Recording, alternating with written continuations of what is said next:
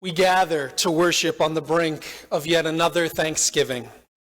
Since its last celebration, our planet has journeyed 584 million miles in its orbit around our local star. To what lengths have we gone in this same span to circle around the great span of love? And for what shall we give thanks in this season shadowed by hardship? For the miracle of breath, we give thanks. For the care of the caregivers, we give thanks. For the silliness of children, the wisdom of elders, the patience of parents, we give thanks. For all that goes right in our bodies instead of going wrong, we give thanks. For friends that reach out and for our own skills to cope, we give thanks. For clerks who clerk, for teachers who teach, and for leaders who lead, we give thanks. For poll workers and vaccine researchers and anonymous do-gooders, we give thanks. For the sight of friendly faces, the sound of warm voices when we are lonely and discouraged, we give thanks. For the beauty of the earth and the splendor of the skies, we give thanks. For the love from which our birth over and around us lies, we give thanks. And as surely as the earth moves round the sun, held in its great power, and the tides lap at the shores, moon drawing the waters, so shall we follow the true north of love, turning toward love again and again and again in this sacred hour. Come, let us worship together.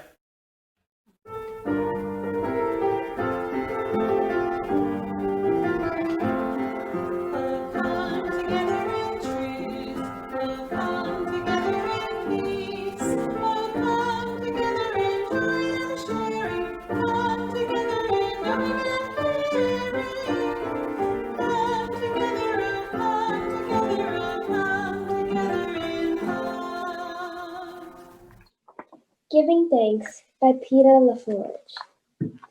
Perhaps I should have said it just before the wine and grace, between the wishing and the blessing. That was the time for words, when the scene had just begun, before we passed the dressing. I might have paused, looked up, all around into the eyes of each of them. A gesture came easier, and wit tossed it into the sound and lost. Between the stuffing and the pie, that was another quiet moment when I could have called them all. Instead I sighed, and I let it pass. Just once before the end, I should have cried, "Listen before you go. I love you. I just want you to know."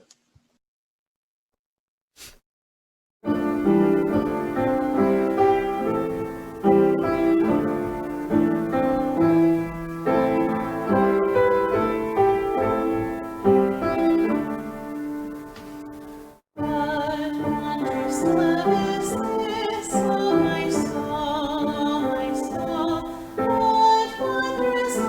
is this, oh my soul?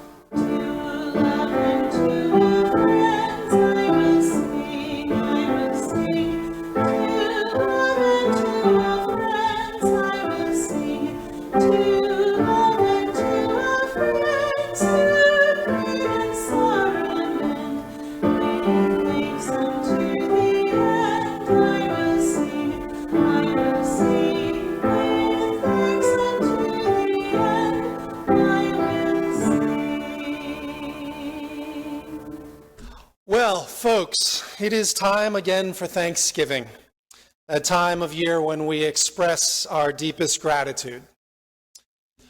But this year, during 2020, the dumpster fire that seems to never end, as we prepare for a Thanksgiving like no other, where we're told not to travel and not to gather with our extended families, as we hunker down in our homes while COVID rates skyrocket everywhere, as we prepare ourselves mentally for a long, cold winter of isolation.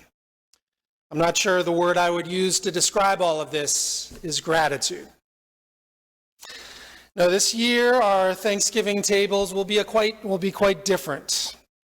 This year, instead of the normal Thanksgiving fare, our tables will instead be filled with a main dish of roasted burnout, a side of crying into your computer screen sauce, gravy boats filled with guilt, extra crispy fried isolation, braised weariness with a side of existential dread, bowls of mashed ennui, and for dessert, don't forget that twice-baked depression pie. Sounds delicious, doesn't it? I mean, yes, these days it can be hard to be filled with a sense of joy and gratitude. Exhaustion, weariness, resentment. Now that sounds more like the Thanksgiving I know of in 2020. I mean, this has been a hard time for all of us in very different ways. And sometimes it's not easy to see the light at the end of the tunnel. I mean, we wonder, when will our children actually be able to go back to school? Will another one of our friends or family members become sick? How will we make it through a long winter without being able to hug the ones we love? But yet, even amid all of the isolation and worries and fear that are so common in our lives these days, we would be wise to pause and to recognize those simple blessings in our lives, those things that we would miss terribly if they were gone, those people in our lives who we love so dearly. The poet Jane Kenyon, upon hearing of her husband's cancer diagnosis in 1993, wrote this poem entitled Otherwise. I got out of bed on two strong legs. It might have been otherwise. I ate cereal, sweet milk, a ripe, flawless peach. It might have been otherwise. I took the dog uphill to the birchwood. All morning, I did the work that I love. At noon, I lay down with my mate. It might have been otherwise. We ate dinner together at a table with silver candlesticks. It might have been otherwise. I slept in a bed in a room with paintings on the walls and planned another day just like this day. But one day, I know it will be otherwise. Ironically, it was in fact Jane Kenyon, not her husband, who died a year later from a fierce and swift onslaught of leukemia. You know, Jane Kenyon reminds us to live in the moments, to learn to appreciate all of those small things in our lives that bring us joy. For as she says, it might have been otherwise. You know, and during this time of COVID-19, as we look around at all of the faces this morning who are worshiping with us, we're so grateful that you're here with us, that you're healthy, that you're safe, for we know that it might have been otherwise. And this morning, I want you to know that I'm grateful for all of you. For during this time of COVID, I have so many fond memories of the times we've spent together. You know, first and foremost, I'm eternally grateful for all of our amazingly talented children those who shared their voices and their wisdom with us this morning. For you give me hope. I'm thankful for Zoom meetings where we can see and listen to one another from the safety of our own homes, even if sometimes the technology gets in the way. I smile every time I remember when one of you spoke passionately during one of these meetings for a good long minute, till only then did you realize that your mute button was on. Or the time when during a sacred time of sharing, when we were interrupted by a cat who was really just interested in your computer keyboard, and all we saw was his tail.